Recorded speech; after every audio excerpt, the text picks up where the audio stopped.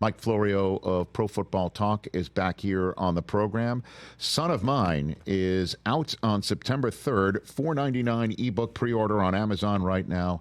And the author and also the man behind Pro Football Talk, Mike Florio, here on the program. How you doing, Mike? Good, Rich. Sorry I'm a little tardy. I had to make what ended up being a very long walk from where I do this, upstairs, across the garage, up to the studio, and back down. And I tried to do it in a way that I wouldn't be winded. Maybe I could be a biathlete because I am not winded. I should be winded. It was a quick, brisk walk. I got my exercise in for the day. Sorry I was late. Listen, you got your steps and you're ready to roll. It's great to see you here.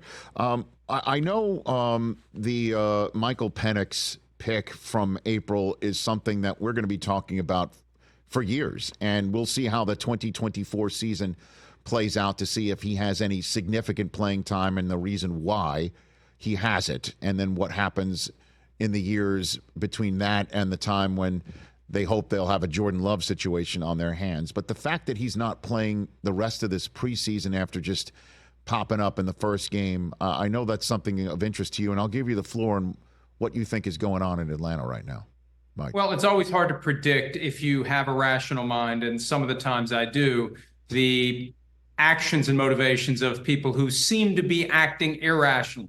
And it was irrational for the Falcons to use the 8th overall pick on Michael Penix Jr. after giving $100 million fully guaranteed as a practical matter to Kirk Cousins 6 weeks earlier. It is irrational to not let Penix get reps over the balance of the preseason when he's not going to be playing this year or next year or the year after, if you listen to how the Falcons have spun this.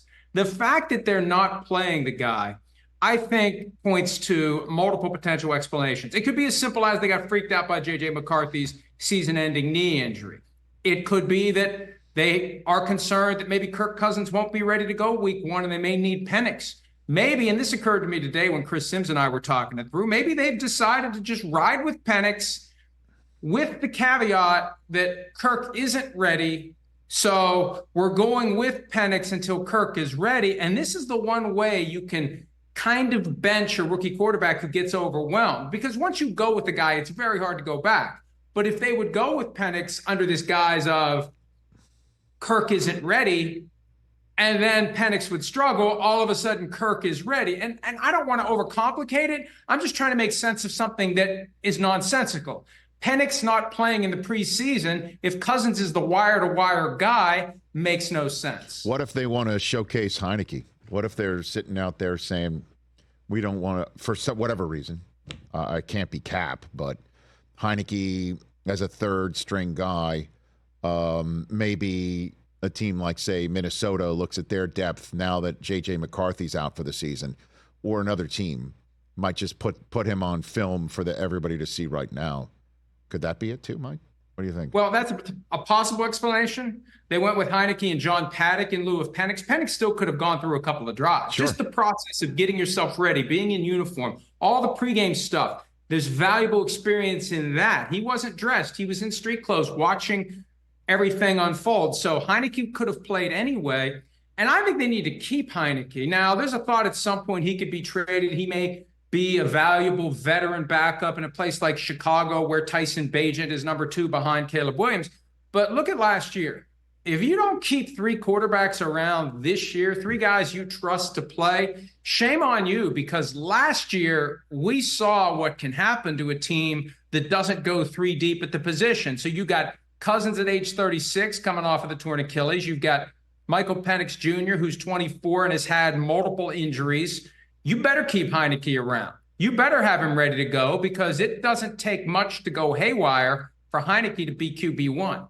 Mike Florio, Pro Football Talk, PFT live on Peacock right here on the Rich Eisen Show. Listen, I know we're 2+ weeks away from the first week of the regular season, and I'm just kind of surprised it hasn't struck midnight for CeeDee Lamb and the Cowboys or Aiyuk and the 49ers right now. What's your assessment of what's happening there? Well, midnight is the key word. It's a deadline-driven business. Anytime you're talking about high-stakes negotiations, the two sides have to have a general understanding of when the chariot turns into a pumpkin, when it's time to get the deal done. Because if you move to your bottom line position and there's still time left, you will be squeezed off of it. So both sides, assuming that in Aiyuk and in Lamb's situation, you can throw in Jamar Chase as well, that they understand when midnight arrives. That's when the deal gets done. And one of the things we've heard from Jerry Jones throughout training camp in the preseason, there's no urgency to get CeeDee Lamb back in the building now. So they don't have midnight as start of camp, week one of the preseason. Midnight for them presumably is when they begin practicing in earnest for the week one game at Cleveland. So I'd say a week to two, somewhere in there, probably after the final preseason game. There's a break that the players have, maybe next Thursday, Friday, around there, but in advance of getting to work when everybody gets back together after that post-preseason break to get ready for week one at Cleveland. So now let's break them out one by one. What is the holdup with Aiyuk? What's happening? Well, I think what's happened is with Aiyuk reportedly, and I have no reason to doubt this, saying no to trades to the Patriots or the Browns who were teed up, it's the Steelers or he stays put. And since the Steelers came in reportedly, and I've heard nothing to disprove this either, less than the other places, I think the 49ers woke up and realized, hey, if all these other teams are willing to pay this guy more than what we're willing to pay him, maybe we should pay him more. And I think the 49ers have been hiding behind this notion that, yeah, he's a number one receiver, but we don't use him like a number one receiver, so we can't pay him like a number one receiver. Well, other teams are willing to pay him like a number one receiver, so you should too. And I think the longer this lasts, the harder it is for him to go anywhere but where he is. Because think about how difficult it would be, Rich, to plug and play Brandon Aiyuk into Arthur Smith's offense with new quarterback, and we don't know who the starter is going to be in Pittsburgh yet, new teammates, new coaching staff, new terminology, new everything, moving across the country. I think the closer we get to week one, the harder it is to pull that off. But I can't imagine at the end of the day, the end result being Brandon Aiyuk grabs his helmet and plays for $14.1 million this year. I feel like it's got to be at a minimum a new deal or a trade. It can't be 14-1. So what's the holdup with CeeDee Lamb? Is it the annual per year not being north of Justin Jefferson, Mike? Well, APY is always the first factor that we look at. And I think from the player's perspective, generally, and I've talked to players about this over the year, the idea is that's the way you measure your worth, your value within the locker room, across teams. What's my APY, new money? And Jefferson's at 35. Where do the Cowboys want to be? Shame on the Cowboys for not getting the deal done before Jefferson got paid. It's always sensible to do these deals early because the numbers always go up. There will be other factors that come into play. When is the escape hatch on the contract? When the Cowboys went through this with Amari Cooper a few years back, 5 years, $100 million contract, $20 million a year. After 2 years, they were going to cut him until they traded into the Browns, and that's when the market went haywire. In hindsight, $20 million a year looks pretty good. So it's how many years are they going to be committed to CeeDee Lamb, the guaranteed money, how much is truly guaranteed at signing. Those are all factors, but APY looms over this, and 35, more than 35. I don't know that he justifies more than 35 or even 35, somewhere around AJ Brown, 32 maybe, but it sounds like he's holding firm for 35, and we'll see what Jerry's bottom line is when the clock strikes midnight, whenever that may be. Yeah. When is that, man? I mean, they're in Cleveland in 2.5 weeks. You know what I mean? It's got to be Labor Day. It's got to be no later than September 2nd. It's got to be, because that's when you start practicing. How are you getting the guy ready to play in week one if he's not there? But, remember 1993, Emmitt Smith skipped the first 2 games. The Cowboys lost both, and then Jerry finally caved, and they won the Super Bowl that year. So it could last into the regular season, but I'd be shocked if that happens. I think Jerry wanted to milk this for all the attention it's worth, and then he'll know at the right time when to move the chips into the middle of the table and get this done. Mike Florio, Pro Football Live with PFT Live with Mike Florio is a podcast version of the family of shows that Mike hosts and also produces and puts on the air right here on the Rich Eisen Show. Okay, so now I'll just open it up to you. What's the story of the preseason we're not paying enough attention to that you've been hearing you're interested in? When I watch these games, and I haven't watched all of them, and a lot of time the video's on, but the audio isn't. When we talk about the dynamic kickoff, I still think there's a good chance that plenty of teams are going to decide, not just halfway through the season. I used to think by halfway through the season they'd get there. it may be as of week 1, I'm not going to be your guinea pig. I'm kicking the ball out of the end zone, and you can start at the 30. Because the NFL had a conference call yesterday, and they said the average field position so far is the 28.7, I believe. It's north of the 28, maybe 28.3, 28.7, somewhere between 28 and 29. So just give up the extra yard and a half and take off the table the risk of a long return, the risk of a touchdown. You know, it's not worth pinning your hopes to something we have no idea how it's going to play out. And I think there will be coaches who, as of week 1, they go through this process during the preseason. But if the NFL doesn't change the touchback point from the 30 to the 35, and all the owners are meeting next Tuesday, there'll be a quorum. They'll be able to, Robert's Rules of Order will be satisfied. They'll be able to move it to the 35 if they want. If they don't, then the question becomes, would they actually change the rules during the season if the dynamic kickoff ends up being a dud? They don't like to change the rules during the season. But yesterday, the NFL didn't rule out any changes at any time, but they said it's not likely for now that it goes from the 30 to the 35. They may feel differently when week 1 rolls around, because I think a lot of teams are just going to say, take the 30, we'll play defense, and we won't risk getting burned for a long touchdown that could cost us a game, that could cost us a playoff spot, that could cost me my job. Yeah, Sean Payton's already said make it the 35, and you got yourself a better rule.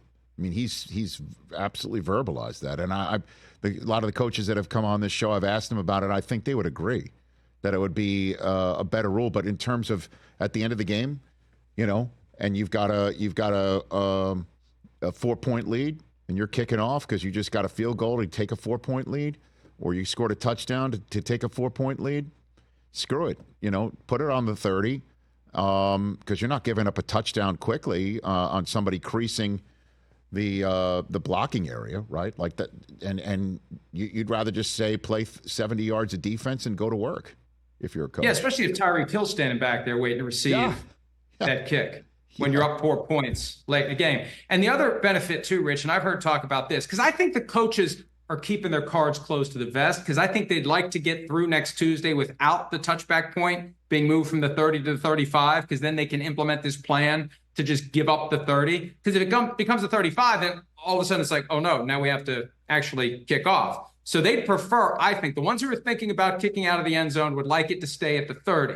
Another benefit, you don't have to practice kickoff coverage. Just bang it out of the end zone. It's less time you have to devote to the limited time you have to get your team ready to do everything your team has got to be ready to do. We don't have to screw around with kickoff coverage, take that off the table, use our time on other things. Okay, man.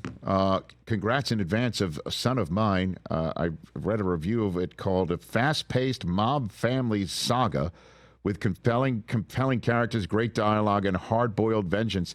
Without the mob in there, that sounds like the NFL. You know? I mean, so... You said that, not me. I know that, right? So, well... I prefer hard-boiled vengeance to soft-boiled or poached vengeance. Hard-boiled vengeance. I like it hard. I like my vengeance hard-boiled. So congratulations on that. I shouldn't be snarky about a good review. No, it's but you know what? You only know one speed, brother. So it's out September 3rd, just in time for the football season. $4.99. I told you, didn't I tell you before why I picked September 3rd? I told you that, didn't I? Go for it. That was the date of the expired milk that Kramer drank and threw up all over Susan's suede vest. September 3rd. The 3rd, and he started doing that. Oh, one of the great scenes. God. I don't have favorite episodes. I have favorite moments. Of course. And that's one of the great moments of the series. Well, great. I look forward to chatting with you before the season and the ebook coming out as well. I always appreciate the time, Mike. Thanks, brother. All right, thanks, Rich. See you, pal. That's Mike Florio. Everybody follow at Pro Football Talk right here on The Rich Eisen Show. Catch The Rich Eisen Show every single day on the Roku channel, 12 to 3 Eastern, for free.